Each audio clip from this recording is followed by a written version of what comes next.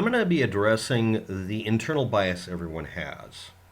I'm not making it about Islamic fundamentalists, Christian fundamentalists, and I'm obviously going to say this showing that I have a bias. I'm also not making this about the very overt, publicly stated bias of a subset of Christian fundamentalists that overtly state that they're attempting to cause literally the apocalypse because they believe they can have power over something that it says right in the Bible, no one will know the hour or the day, but they don't want that to include them. They want to cause all the things to happen to try to trigger the end of the world and cause, in their own admission, if you get them to stop lying about it, the death of the majority of people on the planet because they're vindictively hateful. An apocalypse cult within Christianity. Do you hear me? Now, if you're a Christian fundamentalist, or just a Christian, or just an apologist, you're going to want to put on the brakes and say, that's bigoted. No, that's what they fucking say they're trying to do. Listening to a person tell you they're trying to kill everybody else on the planet in a holier-than-thou way while screaming that they're Christians. This is the same as, identical, to people yelling at the top of their lungs, I'm a patriot, but they want to cause the actual destruction of the United States so that they can create their own version of it because they don't like the fact that they're outvoted by the majority because they want to literally hunt people. And they tell you that they want to do that. Me being a cyber anarchist that wants to sometime in the future be part of a great cataclysmic event where all data is wiped but all systems still work. So you can log in go to the website. When you go to a website like YouTube, it's called logging in even though you haven't typed anything. Going onto youtube.com, finding a completely blank site and being able to hit set up account and be able to type in any account name you want and it'd be fresh start. Now, if I wanted to do that, it's called delete fucking everything cyber apocalypse mode.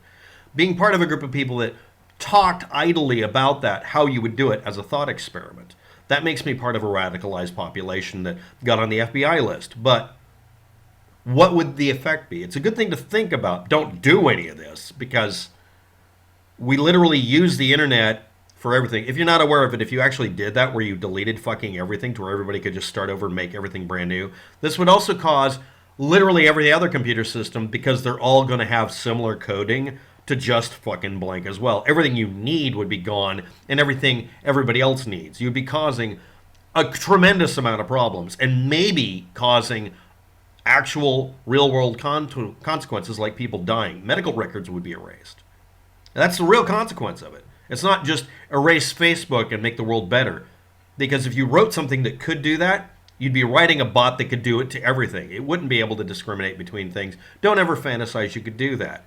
I've actually taught a class on this at one point among, people who wanted to take it.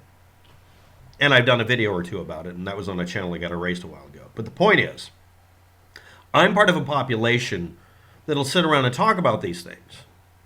That doesn't mean I'm going to do them. But that does put me in that really tiny percentage over here of people who contemplate horrible things and talk about it openly, just like I've just done. And if you're not aware of it, no, this actually can't be done anymore. It's really, there is no off switch. The internet is now independently running itself, not because it's a big bot system, but because it's designed not to be broken. People want to make sure their shit doesn't break. So everybody has independently, and very obviously, made it to where the systems are harder to break into, not identical, and they make backup copies of everything. Even an EMP won't do it. We literally don't have the ability to have this destroyed. We can pretty much rely on it right now, except if the power goes dead. Okay, it's not perfect, but it is a lot better than anything one idiot could break. No one hacker can break everything or even use everything. But on the other end of it are, again, we're going to talk about, I'm not showing my bias here. Christian fundamentalists, large population. Smaller population are hardcore fundamentalists instead of the normal people. And the apologists are just kind of a ring around them because the people who even bother about Christianity usually are believers. And then over here is a couple of pixels of people who want to bring about literally the end of the world. Oh, it's a terrible time we'll have to go through, but they want it. All right? I don't like hearing that. I don't fucking care. They tell you dead to your face that's what they want to do. This is like trying to argue with me that there aren't black people who are Nazis. There are. They exist. Any kind of combination, no matter how screwy it is, you'll find. It'll be a tiny corner over here. All right? A French teacher named Samuel Paty was murdered by somebody with a complicated name to say in France. He was murdered by somebody. There were witnesses. And the reason he did it was stated. This is someone in your face, shoving it in your face what the answer is. It doesn't matter in the United States if we get a Stephen Paddock who literally made it to where we probably will never know his real reasoning for it. There's like 5 possible combinations, but it doesn't matter anymore. We don't have a definitive single answer. So people are going to debate it. It doesn't matter how unclear that is with one person shooting. And in other cases where people went out of their way to post their reasons for doing an attack where one person killed 50 people or 20 people or whatever the second one down from Paddock was. No matter how overt the reasoning is or covert the reasoning is, when it's a single person, people will invent a universe where there's hundreds of shooters, and in the case of Paddock, apparently monkeys wearing raincoats in October in Las Vegas, and some other also flying helicopters. Anything other than reality must be what you discuss, because what happened is like a sledgehammer to your foot. You can't ignore it. A person shot 50 people with a makeshift machine gunning kind of thing, using a gun a specific way. He had a bump stock, but he could have done it just by hand. It's just easier with a bump stock. And he did it in the way that would work, because he had more money than talent or functionality when it came to operating a weapon, much less accuracy or training. Didn't need any of that. You don't need a military massacre to happen. You don't need gunships. You just need somebody who's very determined and is willing to put in the time, or has a shit ton of money, or whatever. This guy kind of combined them. He bought reliable weapons that wouldn't crap out on him. He assumed they would do it anyway. He brought more than one gun. He dismantled them and broke them down and did multiple trips up and down in a building using the elevator system to get them into a room, and then assembled them over a period of I don't know how many hours, and then unloaded on people by making sure he brought up magazines that had 60 to 100 rounds each. Why? Because that would be the most efficient way to do it for him. It's not a discussion whether that's what happened. There's no evidence that it didn't, and there's no reason to believe that's not what happened, because you can watch people on YouTube reproducing all of the processes of carrying the equipment or assembling it, how fast it is to load, because it's much more efficient, just slightly more efficient actually, to load up a bunch of magazines that are higher capacity. They're called coffin magazines, by the way. There is no reason to argue this. I just got done posting not a conversation but a diatribe at somebody in a comment section of him needing desperately for 100% of all of these experts to be wrong about some technical subject everybody can look up and I can teach them about, because one guy in Gateshead says radio signals cause cancer, or 100 things with no evidence. Meanwhile, literally decades of evidence radio signals don't do these things, and decades of evidence built up by people who worked on the equipment and tested it. I don't have to test whether or not a Mr. Microphone is going to cause you to have cancer or not. I don't have to do the experiments anymore. We're done. Stop demanding more proof. And you should question people who claim that we don't have to have that we have to have more proof, that there's never been proof. Anti-vaxxers who constantly bring up asked and answered questions, badgering experts. Again, the majority of people who look into the subject find nothing about what you're talking about. But there's a tiny portion over here that always makes themselves look like the majority somehow, or some sort of silent majority,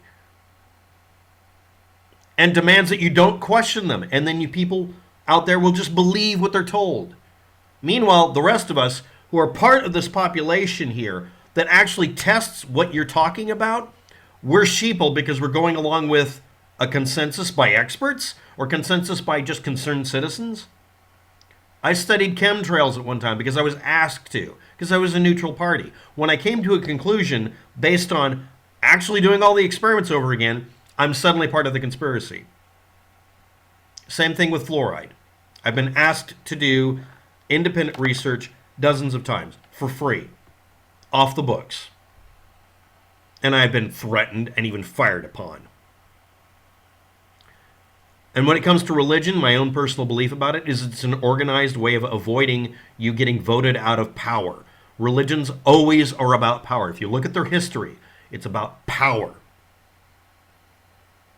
And the majority of the population doesn't want to participate, even if they're part of the group. The majority of Christians do not want the apocalypse. Acknowledge that that tiny population actually tells you that. A tiny portion of Antifa hates everybody or whatever. A tiny portion of Black Lives Matter aren't Black Lives Matter people. They're black supremacists. They're racists. They're black Nazis. It doesn't matter if you like it, a tiny portion are. A tiny portion of people who own guns want to start a boogaloo. They want to start a civil war, specifically a race war, because they want the world to go to shit and want to destroy the United States because they call themselves patriots when they want to make the majority of us obey them.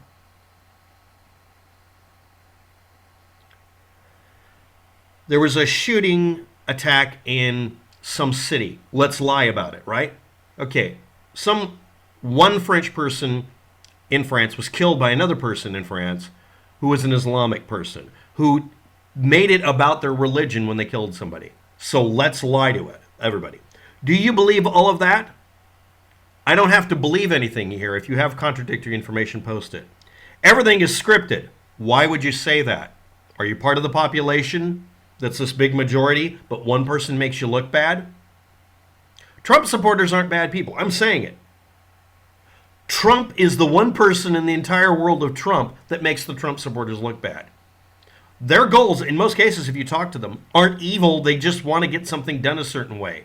They're just tired of the majority of conservatives not agreeing with them. So they want to rule by minority vote. Governments do this sort of thing every time they decide to make a very big change. Governments do it. The only person governing that Islamic fundamentalist is Islam. Because every Muslim I've ever run into says, my only government is God. Again, this is a person who made it very obvious why he was doing it. Even if he had a real personal beef against the person, it was exclusively about religion. It really was. Don't fall for that shit, my dude. Just keep looking and search for the winning side. It's definitely not Muslims. Every time your organized religion fails at something, it must be the other person's fault, and you're going to blame the Jews. Every fucking time. It's not clear right now. It may take months or years. Everything will be clear like the sun. No, that's not how the real world works. To this day, no one has proof. No one has real evidence of more than one shooter hitting Kennedy. And I studied that for a decade or more, actually many decades. But a concentrated effort for a decade. I'm one of those people that went out and did the test, but didn't put it on, the nightly news or on, some news magazine show. No, it's not that difficult for Kennedy to be shot by a guy in an elevated position any more than it is difficult for Stephen Paddock to mow down over 50 people in a fucking crowd by just randomly shooting at people, firing 1,000 bullets almost, and hitting 50 people. That's a shit average for shooting fish in a barrel. But he did it. That just speaks to him using basically a shit method for shooting. And then people talk about, we can't recover all the bullets. Yeah, because a lot of them bounced off of random shit and split into pieces and are all over the place. No matter how much reality hits you in the face like a wet fish, you're going to ignore it because it makes you look bad. The guy posting, you did this because it made you look bad. The majority of the population doesn't do this. One little fucker killed somebody else in another country. Somehow it has to be an arranged deal to make you look bad. No. You're looking at this the way you're told to look at it. You are now a conspiracy theorist. Now you either research or just regurgitate. Good day. Thanks for watching. Have a good day. Bye. And fuck off, sir.